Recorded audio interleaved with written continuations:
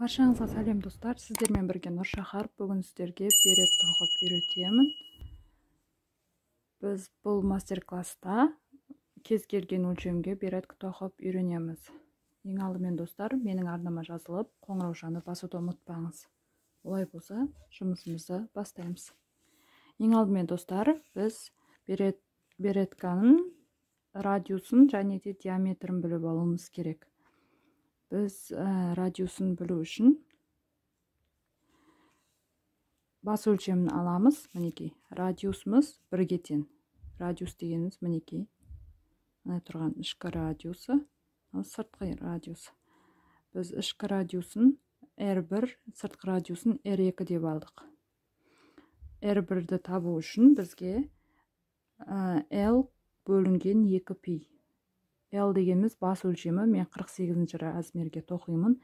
48-ші размер 1 жастағы балаға арналған. 1 жастағы қызға арналған размер. Мен 1 жасқа тоқимын. Пи бізде тең 3,14-ке тең. R1 бізді табамыз. Ол үшін мына формулаға саламыз. Осы формула арқылы біздің бірінші радиусымызды біліп аламыз. 48 сантиметр менде бас өлшемі, ол яғни L. Одан кейін бөлінген 2 көбейту 3,14. 2π. Менде 48 сантиметрден ең алдымен осы екеуін көбейтеміз. Көбейткенде менде 6,128 шығады. 48-ді бөлеміз 6,128-ге. Сол кезде менде осы сан шықты. Бұл бізде R1 радиусымыз. Ал R2 радиусын табу үшін, ол бізде мінекей осы радиус табу үшін R2 тең R1 плюс 3 сантиметр қосамыз. Бұл 3 сантиметр достар, біз үлкен размерге де, кіші размерге де міндетті түрде 3 сантиметр қосамыз. Ол мүлде өзгермейді 3 сантиметр дегеніміз. R тең 7,164 сантиметрді 3-ке қосамыз. Сол кезде менде 10-64 сантиметр болады. Ол бізде мінекей 10-64 сантиметр. Ал біздегі диаметр R2-ні қосындысы R2-ге. Ол бізде 10-64-ті қосамыз 10-64-ге. Сол кезде бізде 21,28 шығады. Дәл осы бойынша, осы кесте бойынша тоқимыз. Бізде керекті құрал жабдық. Ол бізде міндетті түрде осындай кестеміз және де крючок. Крючок менде номер 4-ші крючок. Сіздер 5 байлансаңыздар, сізде қолыңызға ұстаған жіпке байланысты кез келген жіппен тоқи бересіз. Менде Lana Gold, Alize Lana Gold 100 граммда 240 метр. Және де қайшы. Менде крючок номер 4. Олай болса достар, біз жұмысымызды бастаймыз. Егер сіз тоқу білмейтін болсаңыз, менің арнамда 0-ден бастап тоқып үйрену сабағы бар. Мен оны сіз үшін описание бөліміне тастап кетемін. Сол жерден көріп тоқып үйренсеңіз болады. Олай болса, кеттік бастаймыз. Ең алдымен достар, осындай шеңбер, неге қараңыз. Осындай шеңбер жасаймыз. Ол шеңберді осылай 3 саусақтың арасынан өткізіп, одан кейін қараңыздар, осылай іліп аламыз. Көрдіңіз ғой? Бір воздушный тердім. Көрдіңіз ғой? Шеңбердің ішіне бір воздушный тоқыдым.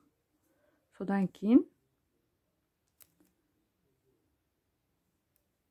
тағы да бір воздушный. Дәл осылай, осы шеңбердің ішіне 6 воздушный петля тоқимыз. 3,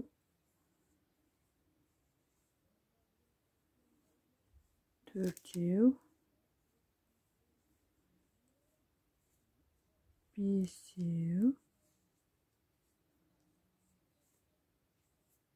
6. Не көрдіңіздер ме? Дәл осылай 6 воздушный петля тоқимыз. Содан кейін мына тұрған қысқа жіпті тартып, тартамыз. Тартқан кезде көрдіңіздер ғой, бізде шеңберіміз, міне, өрнегіміз кішірейді. Енді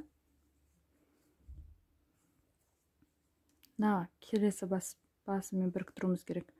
6-шы воздушный, 6-шы столбик без накидпен бірінші тұрғанды біріктіруіміз керек. Ол үшін алдында тұрған ең бірінші столбик без накидке кіргізіп, осылай шығарамыз. Көрдіңіз ғой, шығардық. Енді осы жерден бір воздушный тоқимыз. Міне, бір. Дәл осы тоқылған воздушныйдың астынан тағы да бір воздушный тоқимыз. Бұл бізде екінші қатар. Екінші қатарда әр столбиктің үстінен 2 столбик без накид тоқып шығамыз. Бір столбиктің үстіне 2 столбик без накид тоқимыз. Яғни қосыламалы прибавка.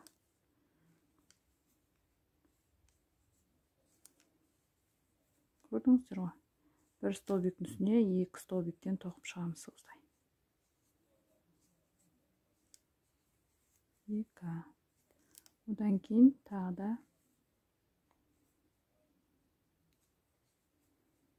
1, 2. Одан кейін тағы да ең соңғы 1, 2. Шатасып кетпеңіздер, міне 1, 2, 3, 4, 5. 1, 2, 3, 4, 5, 6, 7, 8, 9, 10, 11.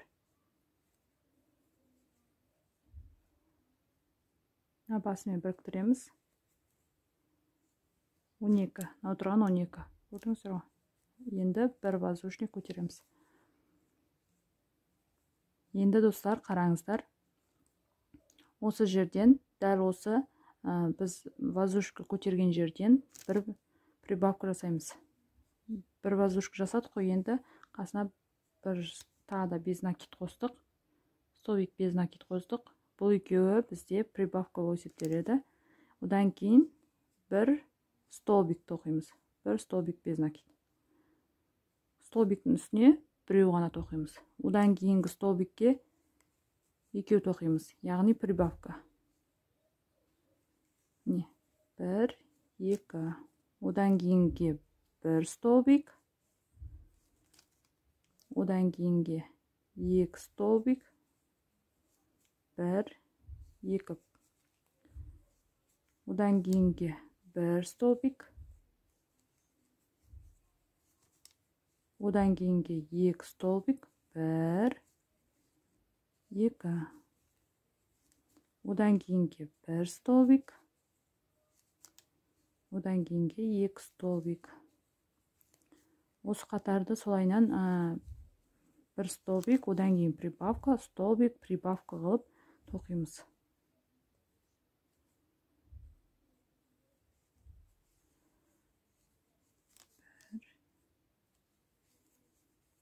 2 столбик, міне, 2 столбик, 1, 2. Біз ең соңғы басын бастаған кезде біз прибавкамен бастап едік қой, енді мына жерде бір столбикпен аяқтаймыз. Міне, бір столбик.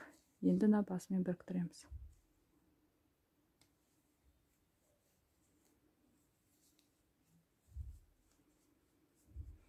Енді бір воздушный көтереміз. Мына прибавканың орны ауыспайды ешқашан. Қараңыз. Прибавканың үстіне прибавка тоқимыз. Көрдіңіз ғой? 1, 2. Прибавка тоқыдым. Енді столбик тоқимын. Одан кейін прибавка. Кешірім сұрайым. Бір прибавка, одан кейін 2 столбик. Одан кейін прибавка.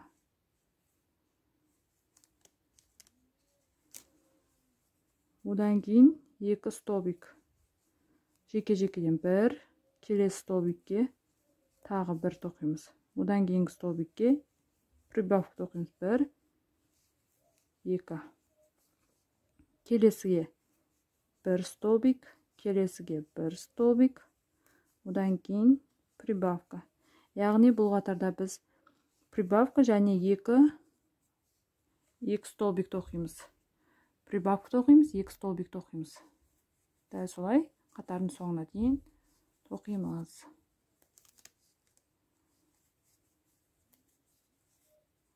Бізде бұл жерде прибавка ешқашан өзгермейді, ал жаңағы столбигіміз көбейе береді. Біз бір столбикпен бастадық, одан кейін міне 2 столбикпен тоқып жатырмыз. Осыдан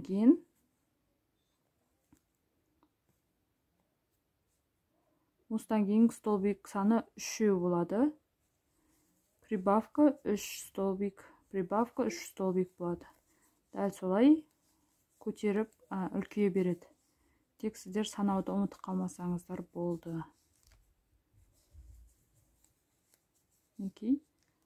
Енді соңғы столбик тоқимын. Бір столбик. Басымен біріктіреміз. Біріктірдім. Енді жоғарыға бір воздушный көтереміз. Келесі тағы да прибавка. Прибавка. Одан кейін 3 столбик без накид тоқимыз. 1, 2, 3. Одан кейін тағы прибавка. Одан кейін 3 столбик. 1, 2,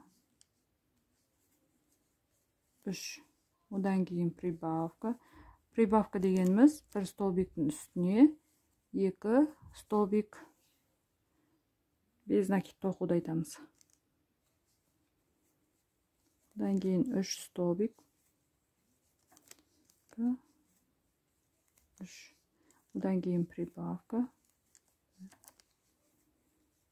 Одан кейін 3 столбик без накид. 1, 2,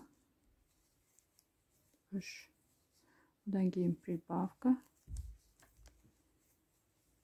Одан кейін 3 столбик без накид. 1, 2, 3. Одан кейін прибавка. Енді 2 столбик без накид. Одан кейін басымен біріктіреміз. Осы қатарда бітті. Одан кейін бір воздушный көтереміз. Көрдіңіздер ме? Қараңыздар. Бұл біздегі шыққан өрнекті қараңыздар. 6 бұрыш шықты бізде. 1, 2, 3, 4, 5, 6 бұрыш шықты. Дәл осылай сіздерде де 6 бұрыш шығу керек. Дәл осылай прибавканың үстіне только прибавканы тоқимыз. Міне 6 бұрышында прибавка тоқылады. 6 прибавка салып отырамыз. Прибавка 4 столбик без накид, прибавка 4 столбик без накид, прибавка 4 столбик, прибавка 4 столбик, прибавка 4 столбик, прибавка 4 столбик. Дәл солай прибавкалар ешқашан өзгермейді. 6 болып жоғары көтеріле береді, ал ортасындағы столбиктер саны көбейе береді. Дәл осылайнан ең бірінші қараңыздар. Біз радиус 2-ні белгіледік қой. Менде радиусым онда 64 сантиметр болам дегенше тоқимыз. Қателестім, кешірім сұраймын. Радиусы онда 64 болғанша біз диаметрін өлшейміз. Диаметрі менде 21-де 28. Сіздерде дәл солай 21-де 28 болғанша тоқисыздар. Диаметр дегеніміз мына ғой. Мына бастан мына басқа дейінгі аралықты диаметр дейді. Диаметр бізде 21-де 28 сантиметр. Осы баспен осы басты радиусынан қиып өтетін нүкте бар емес па? Ол яғни бізде міне осыдан мына баспен мына басты осылай қосқан кезде бізде 21-де 28 сантиметр болу керек. Соған дейін тоқимыз. Мінекей достар, мен тоқып болдым. Менің диаметрім формула бойынша 21-де 28 болып шығу керек. Дәл солай.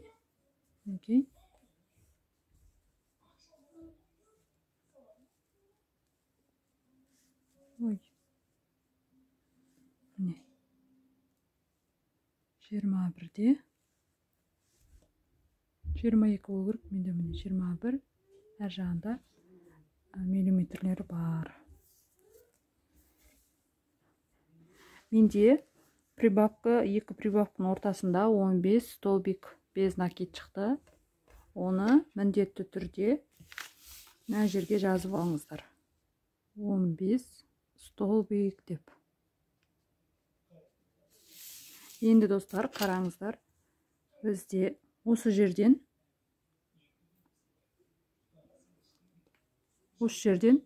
бір жіппен или маркермен белгілеп аласыздар. Осылай. Көрдіңіздер? Осылай белгілеп аласыздар. Содан кейін тоқи бересіздер. Мына жерде прибавка жасамаймыз. Бір тоқып кете береміз. 2, 3, 4, 5, 6, 7, 8, 9, 10, 11, 12, 13, 14, 15. 15-тен кейін біз прибавка жасайтын едік қой. Енді осы жерде қараңыз. Бізде прибавка жасалған, бірақ біз прибавка жасамай дәл бір столбик тоқып кете береміз. Көрдіңіздер ме? Міне, дәл осылай бір столбик тоқып кете береміз. Прибавка жасамай әрі қарай еш өзгеріссіз тоқып кете береміз.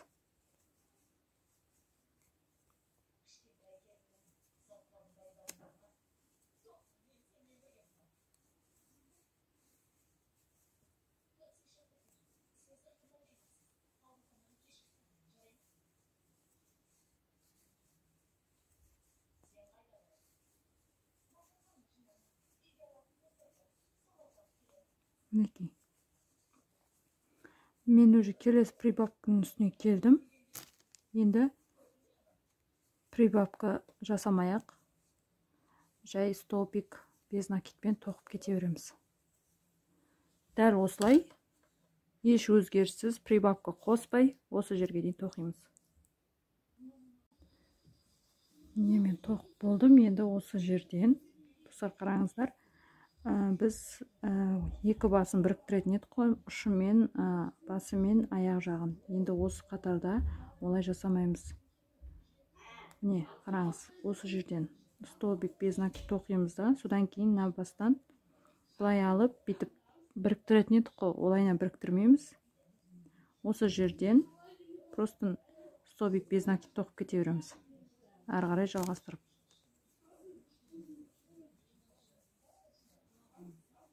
Осы қатарда дәл жаңағы алдыңғы қатардағыдай еш өзгеріссіз прибавка қоспай тоқып шығамыз. Мына жерге дейін тоқимыз тағы да. Міне қатарға келдім. Енді осы жерден достар, біз мына екінші қатар ғой, бізде убавка жасаймыз. Убавка дегеніміз екі петляны бір петля қылу. Бізде прибавка жасап едік қой, мына жерде прибавка дегеніміз бір петляны екі петля қылу. Ал убавка екі петляны бір петля қылу. Ол қалай болады десеңіз, қара, міне крючокқа ілініп тұр, жұмыс. Одан кейін бір ілеміз.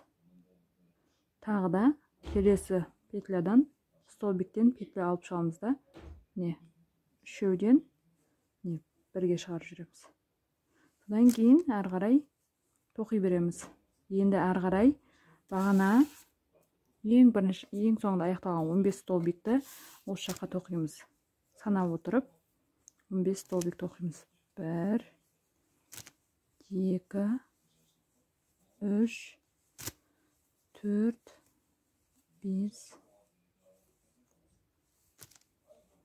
6, 7, 8, 9, 10, 11, 12, 13, 14, міне 15 столбик без накид тоқыдық. Енді осы жерден убавка тоқимыз. Міне ол біреу, одан кейін тағы да кіргізіп тағы іліп шығарамыз. 3 петляны бірге алып шығамыз. Сол кезде убавка болады. 1, 2, 3, 4, 5, 6, 7, 8, 9, 10, 11, 12, 13, 14, 15. Енді осы жерден убавка жасаймыз. Ол үшін крючокты іліп, жіпті іліп шығарамыз. Одан кейін крючокты саламыз, жіпті іліп шығарамыз. Үшеуін бір петля аламыз. Көрдіңіз ғой? Одан кейін тағы да 15 столбик без накид тоқимыз. Дәл осылай мына басқа келгенше, осы басқа дейін тоқимыз, мына жерге дейін тоқимыз. Міне мен болдым тоқып, енді осы жерден қараңыз, тағы да убавка жасаймыз.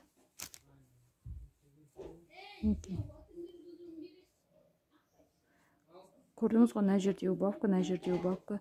Дәл солай өзі қолыңызға ұстаса, убавка өзі білініп тұрады. Қараңызшы, дәл осылай келесі столбиктер тоқимыз. Енді біз 14 столбик тоқимыз араларына, убавкілердің арасына 14 столбик. Біз қалайынан жаңа прибавкада бір столбик қосылып отырады, дәл солай бұяқта да 14 столбик қосылып отырады, азайып отырады. Біз 15 столбиктен кейін 14 столбик, 14 столбик убавка, 14 столбик убавка болған, дәл солай 13 столбик убавка, одан кейін 12 столбик убавка, 11 столбик убавка. Солай қылып, мынау бізде радиустың, сыртқы радиустың диаметрі, мынау енді бізде ішкі радиустың диаметрі. Бізде ішкі радиусымыз, қараңыз, 7-де 64. Ал бізде диаметр табу формуласы R-ді қосу, ол үшін біз қосамыз 7-де 64-ке тең. Бізде 8, 2, 14, 15 болады. Бізде сонда 15-де 28. Біздің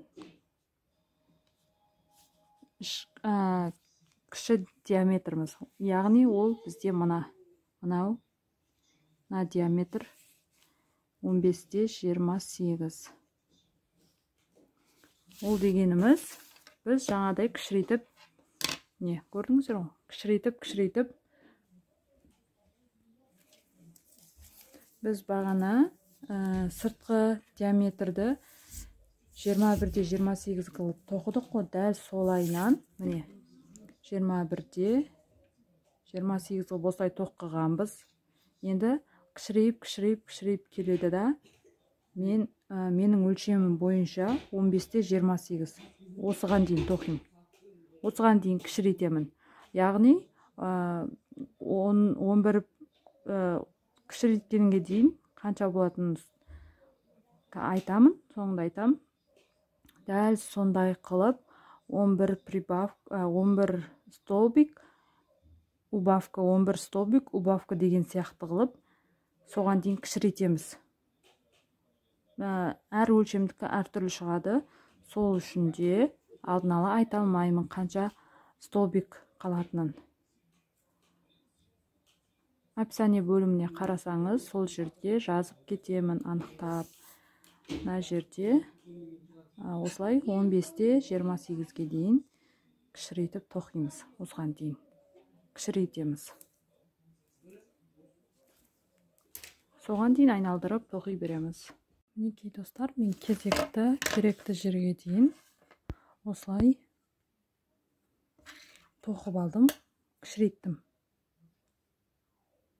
Убавка арқылы кішірейтіп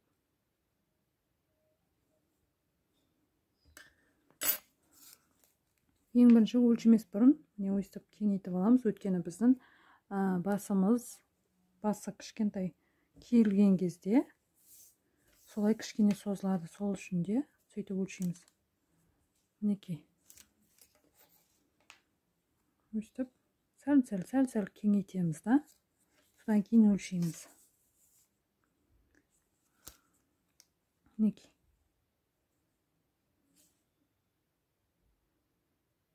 міне 15-те 200 болды менікі. Көрдіңіздер ғой? Сәл өстіп кеңет жүресіздер. Менікі осымен аяқталды. Менде айтып едім жаңа, ең ұзақ үлкендігі 15 столбикке дейін барған. Прибавкілердің ортасында 15 столбик тұғын, енді кішірейткен кезде убавкілердің арасында менде 10 столбиктен тоқтады. Енді мына белгілеп қойған жерімізді осылай жақындатамыз да. Енді достар, осы жерден бастап ешқандай прибавкасыз, ешқандай убавкасыз 4 қатар емесе 6 қатар тоқимыз. Ол бізде киілгенде пинеткінің береттің, кешірім сұраймын, пинетка деп айтқаным үшін, береттің несі, маңдайшасы, біздің маңдайымызда, жаңа кішкентайымыздың маңдайында тұратын беретканың маңдайшасы болып басқа киіліп тұратын жері. Дәл осылай жоғарға қарай ешқандай прибавкасыз, ешқандай убавкасыз тоқимыз. Біз бағана убавка жасаған жерді жай ғана столбик без накидпен тоқып кетеміз. Мінекей қараңыздар.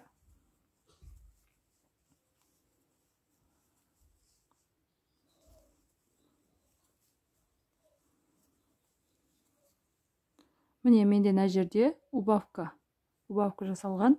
Дәл осы жерді убавкасыз осылай просто столбик без накидпен тоқып шығамыз. Тоқып кете береміз.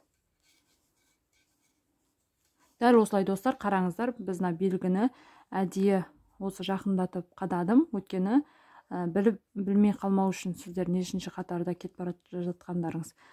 Менде бірінші қатар, дәл осылай енді 5 қатар тоқыңыздар.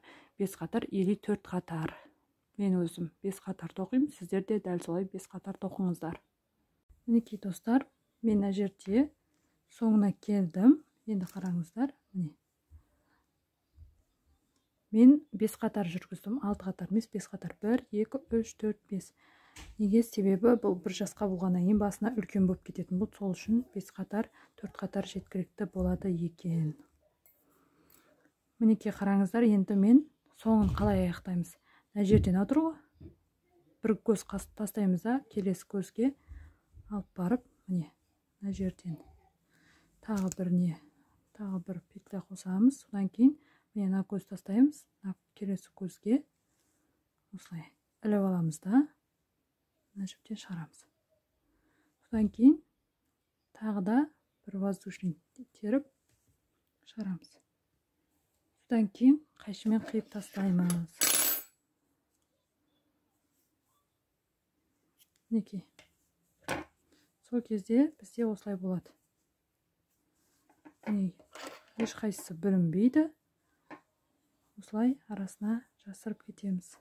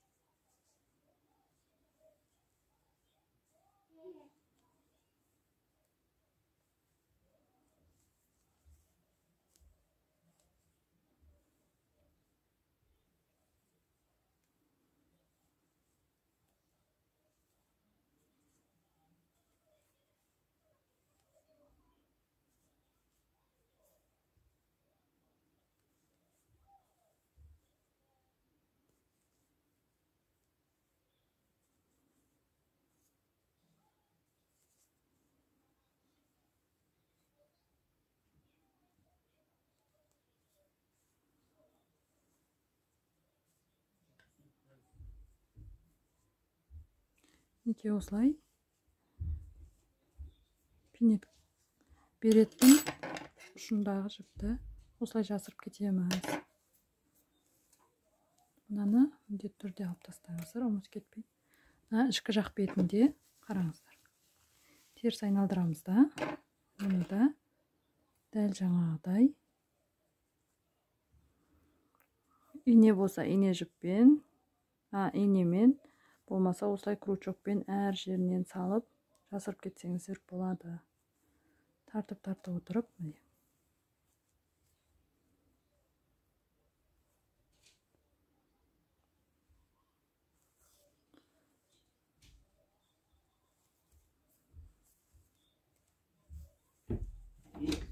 Мінекей осылайнан ешқандай өзгеріссіз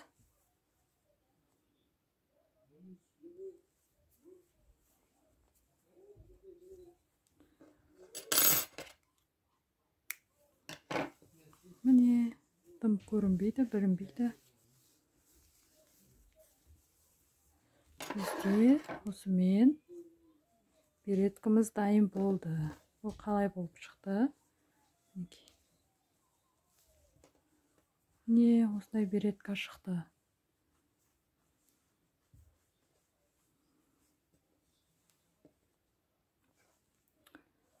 Описание бөліміне қалдырамын. Мына жерге помбон жасасаңыздар болады. Болмаса мына басқа бабочка жасасаңыздар болады. Менің арнамда бабочканың, гүл тоқудың, бабочка тоқудың түрлері бар. Арнайы сіздер үшін описание бөліміне тастап кетемін. Сон қадап әдемі қылып қойсаңыздар болады. Береткамыз осымен дайын. Келесі видеода жүздескенше сау болыңыздар.